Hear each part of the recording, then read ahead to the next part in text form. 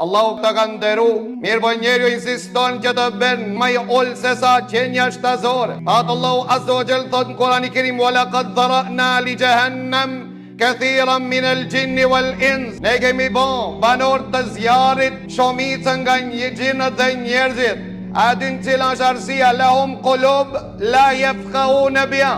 Kishin mend mi po nuk logjikoshin me ta. Walahum a'yunun la yubsiruna biha. Kishin si po nuk shiqonin me ta. E kishin vesh dhe nuk ndëgjonin me ta. Thot Allahu azza wa jalla: "Ulaika kal an'ami bal hum adall." Ato janë sikur krijesa shtazore, por edhe më të ulë se qenia shtazore.